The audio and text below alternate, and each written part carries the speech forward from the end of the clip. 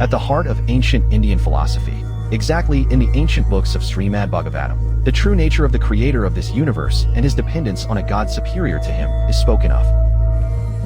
We will learn this information from a dialogue between the creator of this material universe called Brahma or Brahmaji and his son called Narada Muni, who reveals to us the secrets of transcendental knowledge, the creation of the universe and the role of the elementals or demigods, revealing mysteries. Sri Narada Muni said to his father Brahmaji, the creator of this universe,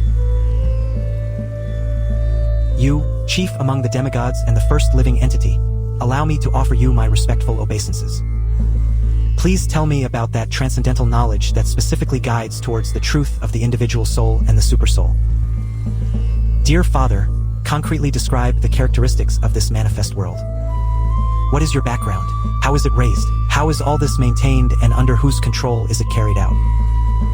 Father, you know everything scientifically since you encompassed everything created in the past, everything that will be created in the future and everything that is being created in the present, as well as everything that is in the universe as if it were a nut in your hand. Father, what is the source of your knowledge? Whose protection are you under and who do you work for? What is your true position? Do you alone create all entities with material elements and your personal energy? Just as a spider easily creates its web and manifests its power of creation without being defeated by anyone, you too, using your self-sufficient energy, create without the help of anyone else. Everything that we understand by the nomenclature, the characteristics and the aspects of a particular thing, superior, inferior, or equal, eternal or temporal, is not created from any other source than that of your Lordship, you, the Most Great.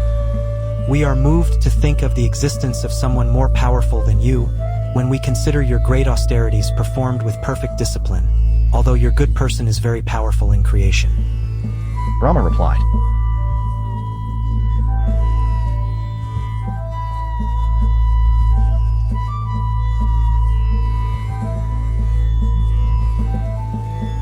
Son Narada, being merciful to everyone, including me, you have asked these questions because I was inspired to know the power of the Almighty Personality of Godhead. Everything you have said about me is not false, for anyone will be deceived by observing my powerful activities unless he is aware of the personality of God, the ultimate truth beyond me. I execute the creation after the Lord manifests his creation through his personal effulgence, known as the Brahmajyoti, just as the moon, the firmament, the planets and the stars shine when the sun manifests its fire. I offer my obeisances to the Supreme Lord, the personality of Godhead, and meditate on him, whose invincible potency includes men of lesser knowledge to call me the Supreme Controller. The illusory energy of the Lord cannot take priority, feeling ashamed of its position, but those confused by it always speak speculations, thinking, it's me, and, it's mine. The 5 elemental ingredients of creation, the interaction that follows, organized by eternal time, and the nature of living beings, are distinct parts of the personality of God, and have no other value. The Vedic scriptures which are the source of knowledge of the universe are made by the Supreme Lord and point to him. The demigods or the elementals of nature serve the Lord as parts of his body, the planets exist for him, and the offerings are made to please him. All forms of meditation and mysticism seek to understand God. Austerities seek to reach God. Transcendental knowledge points to God, and ultimately salvation is about entering the kingdom of God.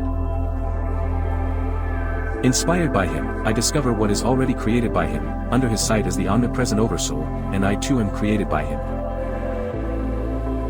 The Supreme Lord is a pure spiritual form, transcendental to material qualities. To create, maintain and annihilate the world, it adopts through its external energy the material modes of nature, goodness, passion and ignorance. These 3 modes of material nature, manifested as matter, knowledge and activities, bring the living entity, who is eternally transcendental, under conditions of cause and effect, making her responsible for her actions or karma while living in the material world. Brahmana Narada, the supreme observer, the transcendental Lord, is beyond the material sense perception of the living entities due to the 3 modes of nature.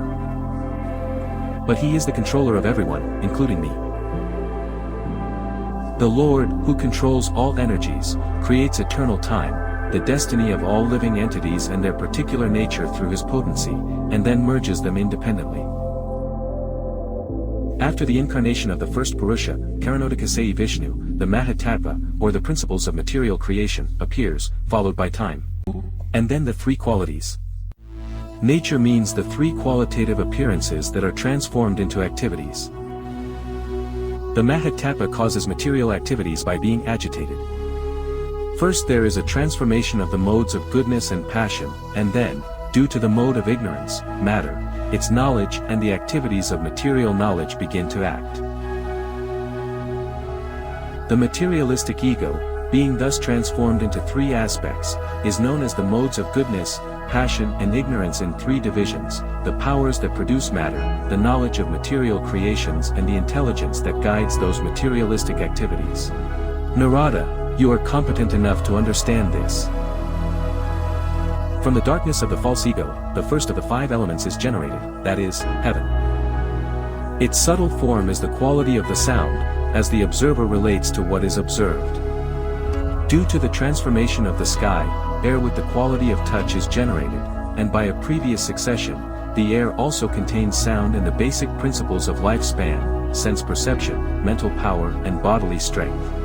When air transforms with time and the actions of nature, fire is generated, which takes shape with the sense of touch and sound. As the fire transforms, water appears, full of juice and flavor.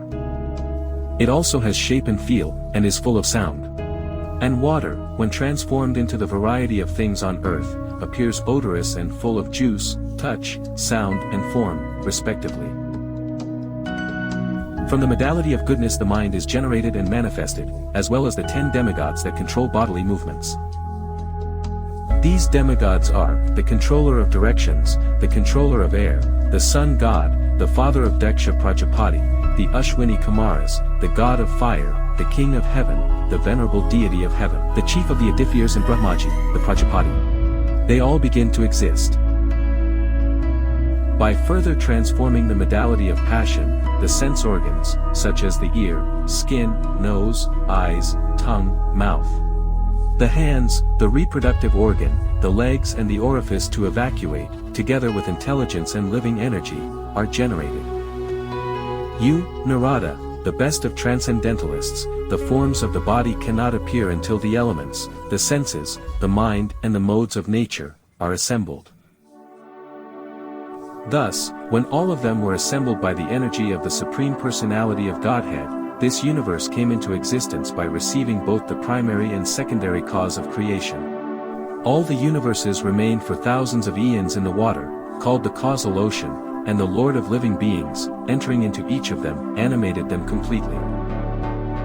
Lord Mahavishnu, although lying in the causal ocean, emerged from it and, dividing into the form of Hiranyagarbha, entered each universe and assumed the form of the Virat Rupa, with thousands of legs, arms, mouths, heads and so on. Great philosophers imagine that all the planetary systems of the universe are deployments of the different upper and lower extremities of the universal body of the Lord. The Brahmanas, who are the wise spiritualists or priests, represent his mouth. The Kshatriyas, who are the warriors, their arms. The Vaishyas, who are the merchant class, their thighs, and the Sudras, those who worthily work the land to produce food, are born from their legs. The lower planetary systems, from the terrestrial stratum, are located in its legs. The middle planetary systems, starting from Bhavarloka, are in your navel. And the higher planetary systems, occupied by demigods and learned sages, are in the chest of the Supreme Lord. From the front of the chest to the neck of the universal form of the Supreme Lord, are the planetary systems called Janaloka and Tapaloka, while Satyaloka, the highest planetary system, is at the head of the universal form of God. However, the planets that belong to this last system are spiritual and are always eternal. My dear son Narada, out of the total 14 planetary systems immersed in the universal body of the Supreme Lord, there are 7 lower planetary systems. The first planetary system is called Atala. It is at the waist of the universal form of the Supreme Lord. The second, Vitala, on the thighs. The third, Itsutala, on the knees. The fourth, Talatala, on the shin. The fifth, Mahatala, on the ankles. The sixth, Rasatala, on the upper portion of the feet, and the 7th, Padala, on the soles of the feet. Thus, the Virat Purusha form or universal form of the Lord is filled with all the planetary systems. Other people divide the planetary system into 3 parts: the lower planetary systems, in the legs, the middle planetary systems, in the navel, and the upper planetary systems, from the chest to the head of the universal or material form of the Supreme Personality of Godhead. This Vedic knowledge teaches us that the personality of God, according to the philosophy of ancient India, is the cause of all causes and the origin of the universe, and he manifests the creation to the creator God called Brahma, and the latter materializes it. By recognizing God as the supreme source, we understand the interconnectedness of all things and the divine presence in every aspect of creation. Discipline, meditation, and transcendental knowledge are means to achieve deep understanding and connect with the Supersoul, rediscovering our eternal relationship with the divine and living in harmony with universal laws. If you want to know about the mysterious origin of the universe, the curious egg-shaped shape of the universe, and the strange form of God that lives in it, I advise you to watch this playlist. Thank you.